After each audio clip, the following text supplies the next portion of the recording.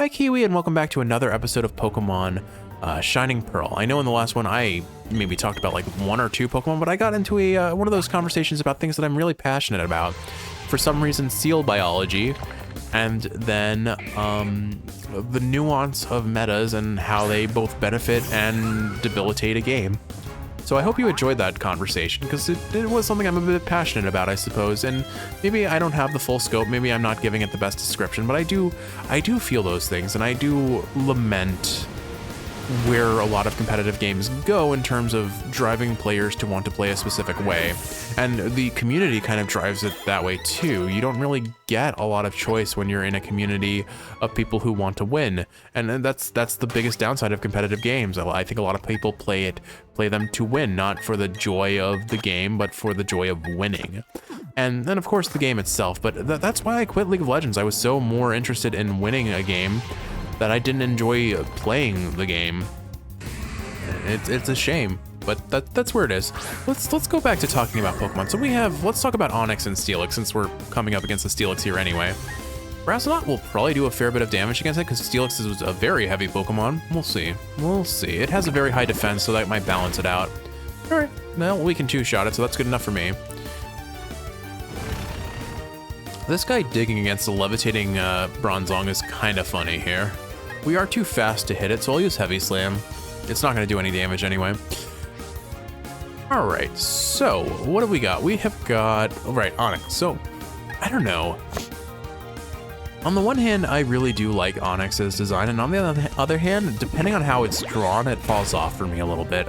I feel like Onix... Like, I really like the idea of a rock snake. I think that's a cool design idea. But sometimes they make it look really skinny. And when it's skinny Onix, it just looks kind of silly. Steelix, on the other hand, I think looks really cool. And the Steelix from, what was it, the remake of Pokemon Snap looked really cool. I was really happy with its design. It looked so shiny and it was burrowing through all the holes. I really enjoyed that encounter. I think overall though, Onix, for me, most like notable memories are from the anime. I never really used Onix on any competitive team. Pardon me. Victory Road. Somehow it feels as if my journey is now coming to an end. But before the final chapter is written, I must pen your defeat. How much do you want to bet he only has like 2 or 3 Pokemon? Because everyone here has at most 2 or 3. He has 1 Pokemon. How? Like, how do you even think you could be the Elite Four with this? Like, I get it, Honchkrow with Moxie can make stuff work. It gets a lot of attack stat, it could probably do something, and it's a higher level than average. Okay, I respect you for that. But you're not going anywhere with that Honchkrow. You're not going anywhere with that Honchkrow, man, because I'm gonna swat it into the ground here. Goodbye, Honchkrow. That was cute. You thought you had a chance, and you start with Swagger of all moves against a Bronzong, geez. Wow, I am being very harsh on this guy. I'm gonna rein it back in, Jeff. Be nice. Be nice. They did nothing wrong. They had dreams, and you just crushed them, but that's fine. That wasn't how I planned the final chapter to go in my writing class. Anyway, Onix, decent defense, quad weak to grass, water, weak to ice, weak to ground. It's weak to a lot of important types, and it doesn't have the benefit of being a steel type and having one of the highest defenses in the game that Steelix does. So honestly, outside of the anime being kind of like Onix's time to shine, Onix I never really felt terribly relevant in Pokemon. I'm making an already strong Pokemon grow even stronger. I'll need your help with this. I mean, and especially because you compare Onix to Rhydon and Golem, it's rock-type contemporaries in the same generation, and those two massively outperformed Onix in every way, pretty much. When Steelix comes around, you make an argument for, okay, now you have a Pokemon that is pretty bulky, like one of the highest defense stats, if not the highest defense stat in Gen 2 around, capable of doing fairly solid damage and surviving a lot of physical hits, and Steel type being the defensive monstrosity that it is, you resist a lot of those things that are you have issues with, and your weakness to ground type moves, well, your high defense counters that, so you make up for that. because you're not rock type, you lose that quad weakness to water and grass types. I think steel types even resist grass, so you become neutral on that. And getting a weakness to fighting type, well, that doesn't matter either, because this is before the physical special split. All fighting types, all ground types are physical moves. The moves that you have a significant amount of physical defense against. So, long story short, Steelix I think was an amazing defensive tank. The only issue was it had to compare to Skarmory, which was the best defensive tank with decent bulk and great move pool that could learn spikes. Granted, I'm pretty sure Steelix could learn spikes as well, so that wasn't really one over it. I think Skarmory just had a little bit more of a better move pool potentially, especially as the generations went on, and Skarmory was a little bit faster, and Trick Room hadn't been established yet. There's no way I could have won. I like his hair. This guy is a total vampire wannabe edgelord kind of character, and I appreciate that about him. I don't still quite know where I'm going, but I'm heading in roughly the right direction, I believe. Did I switch? Yeah, I switched Gonog out for the lead so that we don't have to keep using up PP from Manny. Manny basically has no PP left at this point. Extra Sensory super effective, we'll use that. I think, long story short, Onix never was terribly relevant to me. Steelix I used on a couple competitive battles, and I think there's a lot of nostalgia for Steelix between Pokemon Snap, the remake specifically. I did use it a couple times on competitive teams as a defensive core instead of Skarmory, and most importantly for me, it was one of Kiwi's casual playthrough Pokemon that I wanted to draw for her. So certainly I have some fondness for Steelix there. In terms of design, I really like Steelix's design. So, you know, overall, I think my net opinion on Onix and Steelix, Onix, honestly, I'm gonna put him in F tier, and I feel bad for that. Like, the nostalgia from the anime isn't carrying it enough. I don't think I would ever use Onix, and I kind of like its design, but they've made it look weirdly skinny lately, and I don't like that at all. So yeah, I'm putting Onix in F, and Steelix, oddly enough, is if not A tier, probably S tier for me, and honestly, I'm putting him in S tier, so like this is a huge gap between evolved forms. Forgive me for that, but like I like Steelix so much more than Onix. Moving on, Shellder and Cloyster. Ooh, this is a fun pair. So, if you've ever used Cloyster in competitive, you know, once it got its hidden ability Skill Link, it became a monster somehow. So for context, Cloyster, not that fast, kind of bulky, very good defense actually, an okay HP, decent attack stat. I can sense that your Pokemon have a lot of trust in you. You and your Pokemon, you seem to be a glow. But here's the thing, Skill Link.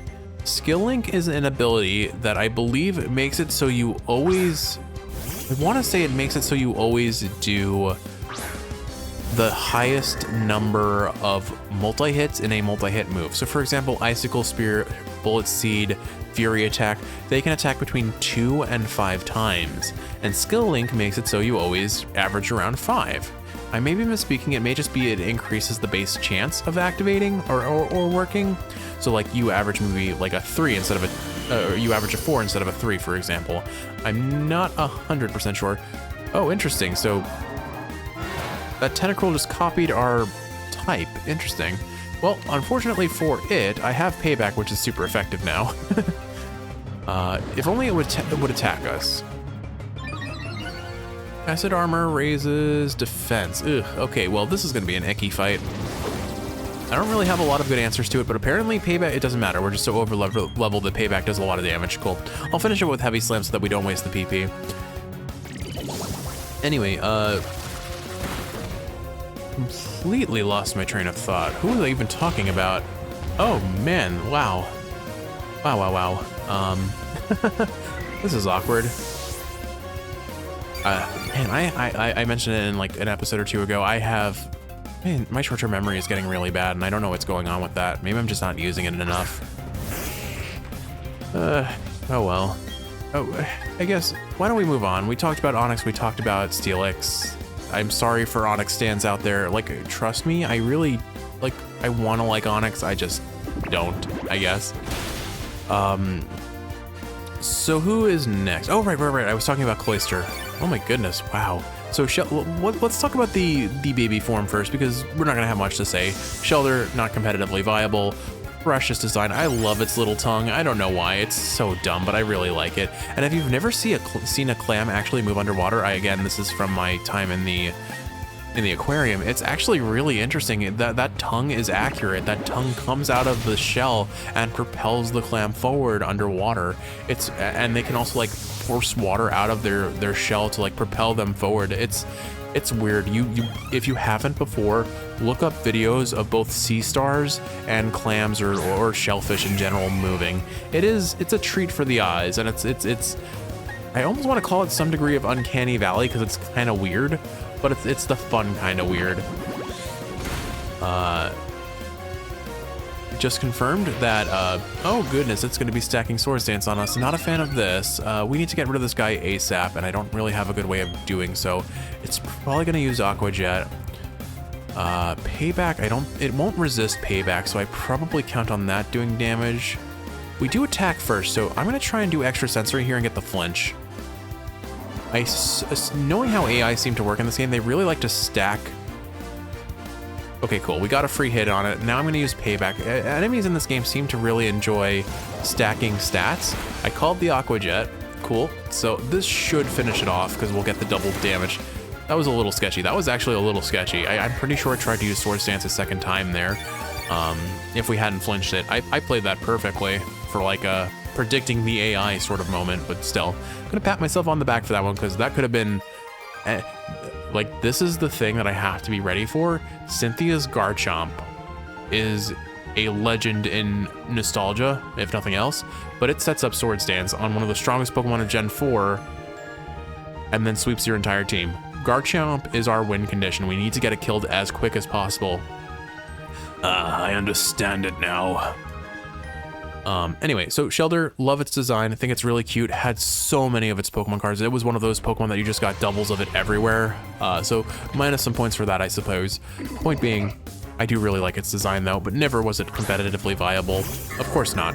Cloyster, I actually used on some competitive teams before. It got Skill Link because again, it has reasonable attack and it has very solid defense. So there was certainly a reason to use it. I'm trying to think. So basically what happened though was it became a bit of a monster, and the reason for that is it got a couple moves. First, it got the ability Skill Link as described. It got access to Icicle Spear, Rock Blast, and possibly one other multi-hit move, but I'm forgetting which if it did. And then on top of all of that, it could hold King's Rock, and it got Shell Smash. So let's discuss what all that means. So Shell Smash. Shell Smash is a move that lowers your defense, I think, by half, but then massively, I think it's at least one stage, if not two stages, meaning doubling, doubles, if not increases by 50%, your attack stat, your special attack stat, I believe, but definitely your attack stat and your speed. So you go from Cloyster, who's known for being fairly bulky, you give up that bulk, but you become a Glass Cannon. And you get Icicle Spear and Rock Blast, which have low base damage, but are guaranteed to hit 5 times now. And you have the Pokemon hold King's Rock. King's Rock is an item that when held by the user, gives its attacks a chance to cause the opponent to flinch. Because of Shell Smash, you are fast enough to make sure you are going first relative to most opponents. Then you're hitting them 5 times. Each of those 5 times has a 10% chance of flinching your opponent. And now you see the devastation that Cloyster could bring. All right, let me think about this puzzle real quick. I don't want to push in the center one, that's for sure. Oh, you know what? It's simple. I just push the... I think Pokemon has used this strength puzzle in almost every game that strength exists, because I've certainly seen it a number of times. It's just a matter of remembering how it works. But it's just a matter of push the 2 outsides out of the way, and then pick up the one in the center, push up the one in the center. And Dark Pulse, that's really nice. Who would actually, I guess, which Pokemon would actually want to learn Dark Pulse? None of these probably can actually learn it. We have a fairly physical focused team. We're gonna have trouble against physically defensive Pokemon. All right, so this wasn't the correct direction to go, so we head back down, I suppose. Is there anything down and to our left? It looks like that's probably the way. There's an item over there, not a path. But so that's the point I want to make. The alternative thing you could have done with Cloyster is there is also a held item I think that gives you a small chance to crit at base. I might, or slightly ups your crit chance. I'm not sure. Otherwise, you always have like a 1 in 16, I want to say, if not 1 in something else. I think it's 1 in 16 chance to crit. And each of those individual hits with Icicle Spear or Rock Blast had a chance to crit. And kind of irrelevant to those things in the earlier generations before this was even a relevant strategy, Cloyster could also learn Explosion, which was just devastatingly powerful. So for many reasons, Cloyster will live on in my memories. I wasn't really a huge fan of Shell Smash just because it was kind of a high risk, high reward sort of build. Trying to figure out where to go. I think I have a rough idea where I gotta go. I'm going to go down the path that we didn't go past that previous trainer. So let's loop around and go this way. Let's at least pick up that item and then I can figure out where I need to go from there. Yeah, okay, this is a dead end. I'm a little lost. I might have to check a map and pause for a second, but we'll keep going for a bit longer. My butt is getting a little sore from sitting all morning. I should probably get up and do some steps. Maybe I'll get some dishes done in the next before the next recording. I've been trying to get the kitchen cleaned up before you wake up each morning a little bit, Kiwi, just to give you a break. You've been doing a lot of dishes lately. I figured you could use the break. All right, but that's kind of the long and short of the things that Cloyster can do. I use Cloyster primarily in singles, so it was a little bit harder to set up because if your opponent doesn't, if you use Shell Smash before your opponent attacks, you're in a bad spot. The thing about it is though, often, well, I don't want to say anything on that. What am I trying to say? What I'm trying to say is the consideration that there's a kind of a 50-50 shot in competitive Pokemon whether your opponent will use an attacking move or switch out or what. Because if you use Shell Smash and you're slower, you're fine. You use your bulk to defend against the attack, and you're fine. Your opponent switches out, you're fine. If your opponent is slower and attacks second after you Shell Smash, you're going to be facing a pretty meaty hit, which isn't ideal. I am definitely lost, so I'm going to fast forward here real quick. But the point I want to make before I do, Shelder, solid B tier, but only for cuteness points, no other relevance, and I just like the design and I have nostalgia for it, and I'm going to be honest, that's all it needs. Cloyster, I'm going to put an A tier. I don't think it's an S tier Pokemon for me, but it is a solid A tier, competitively viable. I used it, I had it in my casual playthrough, I used it in Pokemon Stadium, I liked it in, I like taking pictures of it in Pokemon Snap, because it did this, like Shelder and Cloyster, if I recall, like came flying out of the water when you threw apples into it, and were just spinning in place for whatever reason. It was really silly, but I loved it nonetheless. So yeah, solid A tier on Cloyster. I'll be back once I figure out where I need to go. Oh, that was easy. It was just this way. Okay, well, it's fine. I'm not the most observant person in these caves.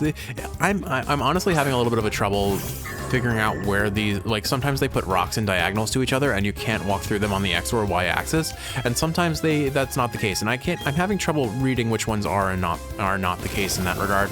My apologies, but at least I sped through the getting lost section of the video. It was really only one Onyx battle and then like a small number of steps to get here though, which is kind of embarrassing. I don't know. For some reason, the layout of these games is just not meshing with my brain the right way, sadly. Anywho, so I think that's all I want to say about Shelder and Cloyster. I think they're solid designs. I really have a degree of nostalgia for both of them, and the monster that Cloyster could become in competitive is pretty funny to me. I think we're almost at the end of Victory Road, so I should probably get ready for a Betty fight. Top-level trainers gather around this place naturally. I'd go so far as to call it the ideal place to train with the best. Good to know if I want to farm some experience before we go to the Elite Four. Dragon Tamer Clinton. Alright, so who's next? Ooh, okay, Drowsy and Hypno. I have some opinions about these Pokemon, and they're largely negative, so lock in if you like these Pokemon. First off, if you have any presence on the internet and have been forced to see some things you could never take away and never unsee, Drowsy and Hypno are the worst Pokemon ever. All I'm going to say is if you know why. If you don't know, I am jealous of you and I wish I was in the same camp. Kiwi, don't ever look up Drowsy and Hypno on the internet. It will ruin them for you. That aside, aesthetic-wise, like, Drowsy's kind of cute, chubby, kind of heffalump-looking creature. Reminds me of the nightmare creatures from that Winnie the Pooh episode. So I don't even remember, but basically Tigger was trying to Tigger and Pooh were talking about like night terror creatures. I know one of them were heffalumps. I'm forgetting what the other one was, but it's just their mispronunciation of elephant. But I don't know. I just it's kind of gross looking to me. I kind of like it. I had so many double cards of it. I actually could recognize its sound effect from like by memory. I might be mixing it up with Hypno, but I'm not gonna be able to replicate it, but I'll try. Not even close. I don't think that's anything representative of it, but the point is I can recognize their sound effect because I've heard it so many times. I don't know why I've heard it so many times, but it's just in my brain. It's just one of those things that lives rent-free in my brain and I can't take it away. Dragon Tamer, let's see. I think I'll just go ahead and use extra sensory on this. I don't think there's anything Gyarados can do that actually threatens us, but it doesn't hurt to try and knock it down a bit. Surprised we outspeed it though. We get the flinch, that would be nice. Nope. Anyway.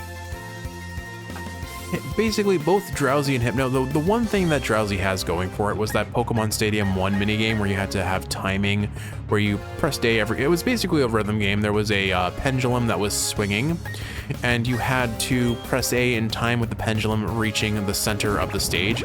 I was so terrible at that minigame because I didn't understand how it worked as a kid, so I would just mash A and always lose. But such is life. And that's about it. That's about all the nostalgia I have for it. In terms of competitive viability, I think they have decent HP and somewhat respectable special attack, and that's it. They're slow, they're not terribly bulky, so they never were terribly relevant, I would say, in competitive, and their move pool was fairly lackluster. And I think the biggest thing against them was just there were so many other better psychic types to use. Starmie, Alakazam, of course. I mean, if you're gonna use Hypno, you may as well use Gengar of all things, even if it doesn't have a good Ghost type move, because Ghost types were just completely invalid in Gen 1. Because think about it, the point of Ghost type was to be the answer to Psychic types. They made it seem to be the way in the anime, at least. Ghost types are the only thing that are super effective against Psychics. Except because of a coding error in Gen 1, Psychic types were immune to Ghost type moves. Pardon me. So literally, Ghost types could do nothing against Psychic types. At least, and even if they could, let's be honest, there were two Ghost type moves in the game. Nightshade, which damage scales based on the user's level, not based on attacking stats, so it didn't matter. And Lick, which was a base, like 20 or 30 damage move, it was completely irrelevant. Not to mention, the only Ghost types in the game, Haunter, Gengar, Ghastly, were part Poison type. And you know what's weak to Psychic? Poison type. And Ghost types do not resist Psychic types. So in all aspects, Ghost type was an irrelevant type in Gen 1. The only reason why it had any relevance was because it didn't have that many weaknesses. Gengar had reasonable defensive options because it resisted a number of types, but more importantly, it just had really good special attack and speed. So it made up for the lack of good counters to Psychics by just being a competitive threat in its own stats and move pool. Because it got Thunderbolt, it could learn Ice Punch, so it had really good, we call it Bolt Beam, but Ice Beam and Thunderbolt. Ice Punch is a reasonable alternative to Ice Beam. That's why I like it here. I get to battle tough characters like you. His cape is terrifyingly glowy. Look at that. Wow, it reflects a lot of light. All right, I feel I'm getting Juju vibes of being close to the end. I vaguely remember what the map I looked at looked like. I have a suspicion we're almost there. So I'm gonna use the super potions here. Let's top off everyone's HP. And if I recall, what's his face? Betty really likes to lead with his own Pine Tree. So I'm gonna lead with Quipplecore here to hopefully smack his bird down with some rock type moves. So let's put you up here, bud. And you know what? We're about to face the Elite Four. Why don't we real quick look at our TMs and see if there are any moves that we want to teach. Toxic, no one can learn, but I would make an argument for learning that. Bullet Seed, no. Work Up, I could make an argument for, but I don't think it's worth it. Sunny Day, Taunt, Dazzling Gleam, that's decent. That would be a good answer to Garchomp, but none of our Pokemon can learn Fairy type moves, unfortunately.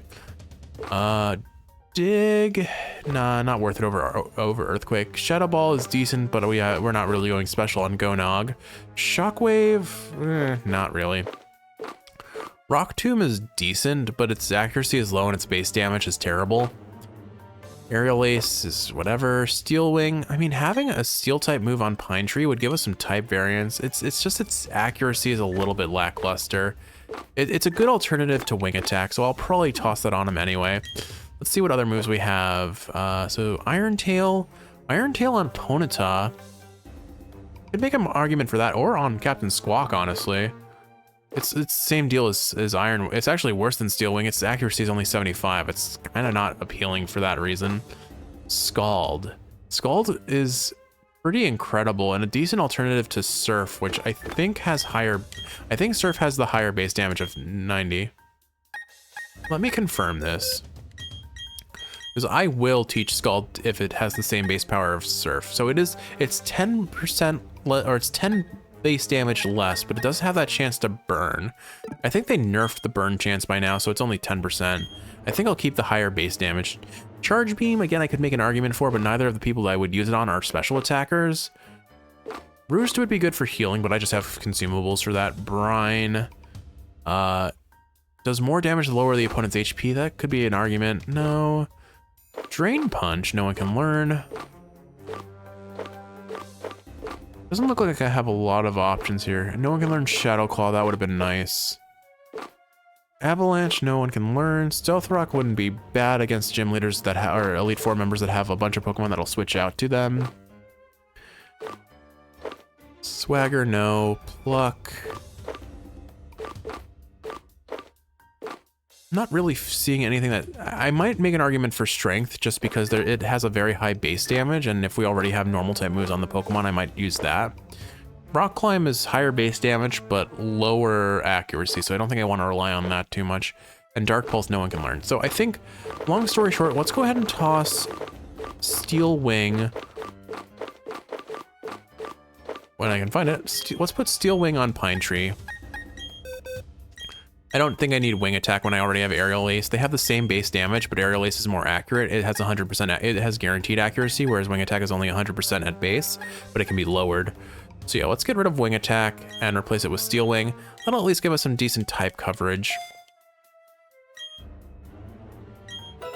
And I could probably toss Strength on someone since I don't really have a lot of high damaging attacking moves. And yeah, Strength doesn't have any super effectiveness against enemies, but it'll help at least give us an alternative damaging move. Let's see.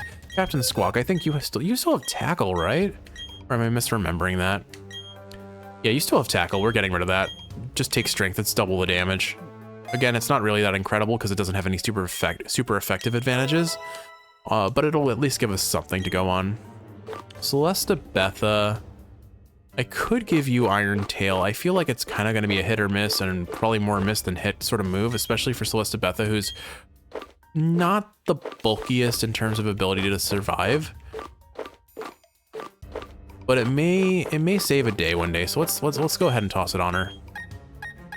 All right, Celestabetha, what do you got here? Oh wait, you already have Smart Strike, never mind. Lower base damage, but still does just the same. I could get rid of Stomp and replace Stomp with Strength though. Yeah. Let's go ahead and give Celestabetha Strength as well. If I can find it. All these moves are all over the place. All right. Fly. Fly has really, they lowered the accuracy on Fly. I didn't know that. I thought Fly had a base 100 accuracy, unless I'm misremembering. I always thought, I thought it always had 100% accuracy. No matter. All right, let's go ahead and toss Strength on Celestabetha and replace her Stomp. We don't really have very good offensive moves on any of our Pokemon. This is going to be a rough Elite Four challenge. I mean, we'll have level advantage, but that's about all we've got. All right, we're leading with Quipplecore. We're gonna go face first into Bird, and we're gonna beat Bird. All right, bring it on, Betty. Usually the rival shows up right before we leave the cave, but I guess he'll show up here, probably? Or are we just not gonna have any battle against Betty at all before we get to the Elite Four? I guess that's a fair option, too. Well, either way, Kiwi. Betty or no Betty, next episode, it's the Elite Four. We're finally at the end of the game. I know there's some endgame stuff as well. Whether I'll record it or not, I'm kind of on the fence about. Because I think our time with Pokemon Shining Pearl has been long, arduous, and very rambly. It's not necessarily over, but it's getting close. Wow, this is weirdly nostalgic music for that kind of sentiment. But I think with all that said, Kiwi, let's go ahead and talk to the people in the champion in here, and then we'll go ahead and end the episode. I have to say, like, Gen 4's soundscape is so implicitly soothing. It really is. Your Pokemon are so calm even though they're going up against the Elite Four. I like how they're so loose and relaxed. All right, is that okay? Let's go ahead and stock up on items. I guess I don't really need Pokeballs going into the Elite Four, so we'll sit on those. So per my Nuzlocke rules, full restores and max potions are banned. And that's okay because most of my Pokemon can heal to almost full with a Hyper Potion anyway. So let's go ahead and stock up on those Hyper Potions. They heal 120 HP. We're gonna grab a whole 20 of them, I think. Hopefully that's enough. Revives we can't use. Let's definitely stock up on all the status cures. 20 should be enough to go around, I think, of each. And then, I guess while I'm buying these, let's finish my thoughts on Hypno and Drowsy. So the main thing is I don't really like their design. I think they're kind of gross. The internet has ruined them for me. Their competitive viability is next to nothing, and the only nostalgia I have for either of them is that one Drowsy game from Pokemon Stadium. On top of that, I don't really like Hypno's design either. He's just a weirdly, like, yellow man. He looks like he could come out of The Simpsons, I guess.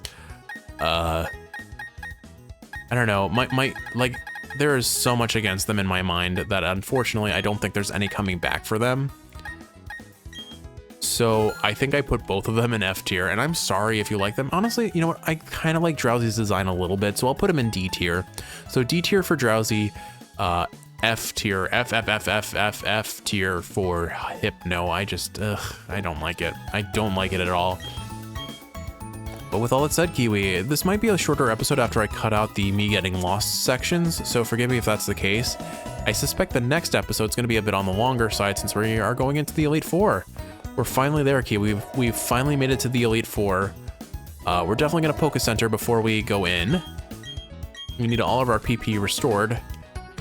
We're in for a long battle. We're in for a pretty significant challenge, and we're very likely going to see some deaths on this road. So with all that said, Kiwi, I hope you're ready, because I don't know if I am. Well, with all that said, I hope you've enjoyed watching, and if you're awake, I hope this is helping you fall asleep.